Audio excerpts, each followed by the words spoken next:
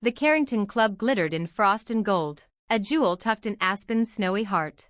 Once, I'd passed its velvet ropes with my head down, invisible to staff and guests. Now, I quietly owned 22% of the holding company that ran it. My parents? Still clueless. 4 missed calls from Dad, a scroll of texts from Mom. The last one made my jaw tense. Don't wear anything weird tonight, Lauren. The Halberts will be there. Remember last year? Please, no talk about your tech stuff.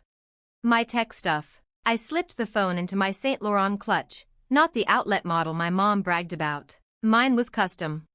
That stuff was Link Systems, the AI firm I built from a cramped Denver co-working space. We'd just secured a $300 million defense contract 2 months ago. Fortune named me to its top 40 under 40, but the public didn't know my name. I'd hidden behind shell companies, building in silence, not from shame, but to stay free of family interference. Tonight, the silence ended. As the elevator climbed to the ballroom, I remembered the Christmas I tried to explain machine learning to my father. That's not a career, Lauren, that's a phase, he'd scoffed. Mom had chimed in, Brian Halbert's firm is hiring assistant VPs. You're lucky he's even considering you. The next morning, I packed and left. I skipped birthdays, weddings, even funerals. Let them think I was scraping by. That suited me. The first years were brutal, coding through weekends, sleeping on an air mattress in a rented basement. Investors called me ambitious for a girl. I knew better. Businesses were desperate for modern tools, and the industry was stuck in the last decade. Link Systems fixed that, scalable, adaptive AI for companies of any size. My first big client was a regional hotel chain. I delivered ahead of schedule, under budget. Word spread. By year 2, 30 employees, 2 satellite offices. Year 3, $100 million in revenue. Now, at 28, I sat on advisory boards, fielded offers weekly, and turned down pitches from people who once dismissed me. The elevator doors parted. Holiday music drifted over crystal chandeliers and champagne flutes. Aspen's elite shimmered in sequins and tailored suits. I spotted them instantly, Mom. In last year's cherry red Versace, trying for effortless elegance. Dad, booming over a circle of older men, arms spread wide in one of his back in my day stories. Lauren, Mom's voice cut through the room, her pearls bouncing as she closed the distance. You're late. I kissed her cheek. Traffic? Her eyes swept my dress. Chanel? Custom. Her frown deepened. Maxwell Industries sent someone tonight. Your father's worked months on this deal. Please, no tech talk. You're in business development. Dad appeared, gaze dropping to my bare neck. You could have worn jewelry. Presentation matters in real business. How's the website thing? He asked, already scanning the crowd. Still time to pivot to a proper job. I took a sparkling water, smiling. Funny, he pitched to Link Systems last month. We passed. Infrastructure wasn't ready. What he didn't know, James Maxwell had already signed with us last week. A $50 million deal. I'd led negotiations myself. The ballroom swelled to capacity, a glittering tide of Aspen's winter elite. I recognized VCs, CEOs. Half had pitched me, most unsuccessfully. None knew I was that Lauren Mitchell. I preferred it that way. Oh God, he's here, Mom whispered, gripping Dad's arm. Richard, Mr. Maxwell just walked in. James Maxwell entered like he owned the room, sleek suit, easy confidence. The kind of CEO who skipped the old guard consultants and went straight to the people who could actually deliver. People like me. My parents practically launched themselves toward him, smiles stretched tight and practiced. Mr. Maxwell, Mom purred, sugary as champagne. We're honored to have you tonight. James offered a polite handshake, gaze sweeping the crowd until it found me. Recognition flared instantly. Lauren, his voice rang out, cutting through the noise. He strode past my stunned parents without a pause. Fantastic to see you again, Chief Executive. That proposal last week? The board hasn't stopped talking about it. The sharp crack of glass breaking drew every head. Dad's champagne flute lay in pieces at his feet, golden liquid soaking his designer shoes. Chief Executive, Mom repeated, almost under her breath, as if saying it aloud might make it less true. This This was the moment I'd played in my head during those sleepless nights on an air mattress, and reality was so much sweeter. James clapped my shoulder. "Everyone," he called, voice carrying. "We are beyond lucky to have Link Systems leading our digital overhaul. The scale, the vision, billion-dollar innovation, unmatched in the market." The ballroom hushed. Every eye turned to us. Mom's smile fractured. Dad stared at me like he was trying to rewind and edit the last 10 seconds. I took an unhurried sip of water. "Thank you, James. We're just as thrilled to partner with you." The truth was no longer rumor, it was broadcast. And I wasn't done. Dad's mouth opened, then shut. Mom's hand clutched her chest, the other groping for a chair. "There must be some mistake," Dad finally managed, voice thin. "Our Lauren, she runs a small website from her apartment. She's not."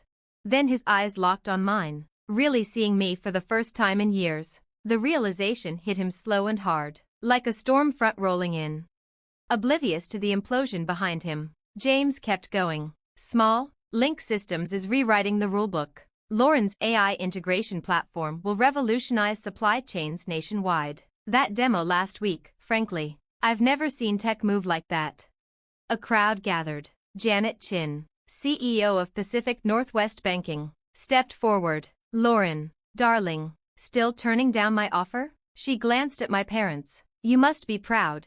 Your daughter's firm is the obsession of Silicon Valley. Turning down that $2 billion buyout? Legendary." Mom sat down hard. $2 billion? She whispered, her face draining of color. I could almost see every dismissal replaying in her mind, every time they told me to get a proper job. Dad's jaw clenched. "No one will take you seriously in business," he'd told me last Thanksgiving. Now, the embarrassment was his.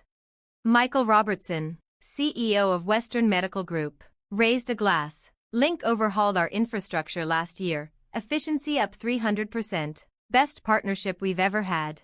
Elizabeth Warner, the tech journalist, appeared. "Remember the $10 million anonymous donation at the Children's Tech Education Gala? That was Lauren. We can finally name our mystery benefactor." Dad tugged at his collar like it might strangle him. The weight of every voice, every fact, pressed in. "All those years you lectured me about financial responsibility," I said, "while I quietly built an empire under your nose." Mom's last defense came in a breathless gasp. "But, your apartment? That tiny place?" I smiled. "You mean my office?" I smiled. "The penthouse? Just where I take meetings when I'm in town. I actually own the building." Silence. I let it breathe. "And the one next to it," I added casually. "Actually, most of this block." Right on cue, the Carrington manager approached with a slight bow.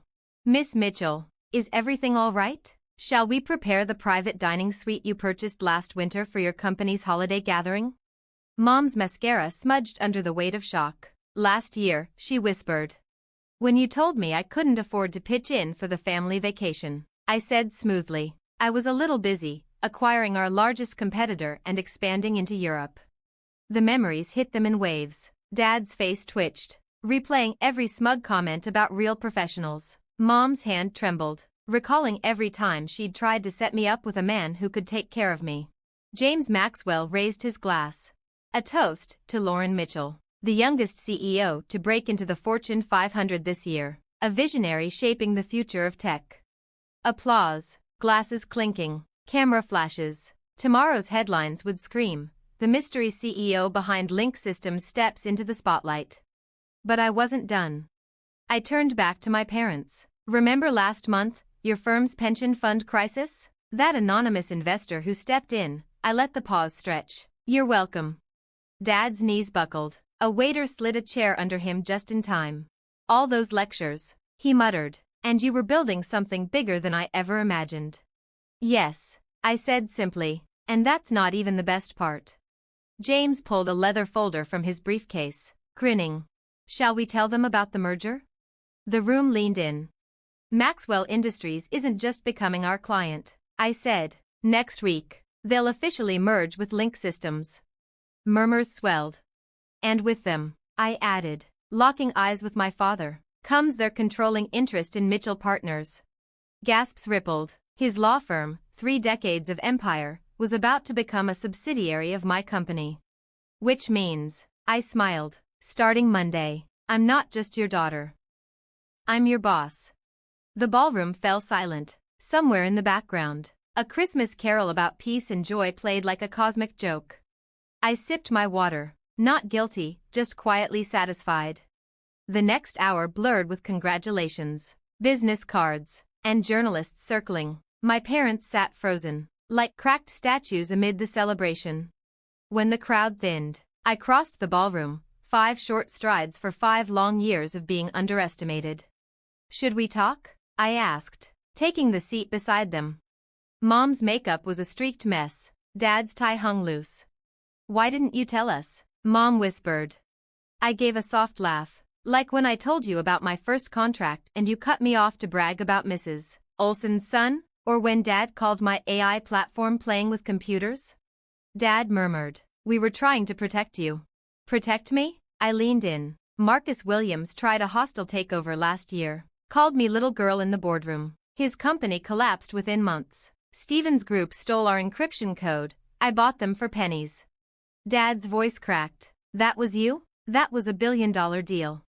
Minor acquisition, I corrected. While you told everyone I was finding myself, I was scaling a tech empire. Mom blinked. The Children's Hospital Wing, the Lauren Mitchell Technology Center? Anonymous donations are funny that way, I said. Dad's tone hardened. Why keep it secret? Because I wanted to win without your name, without your shortcuts. And I didn't just succeed, I disrupted the industry. The truth settled over them. Years of condescension laid bare.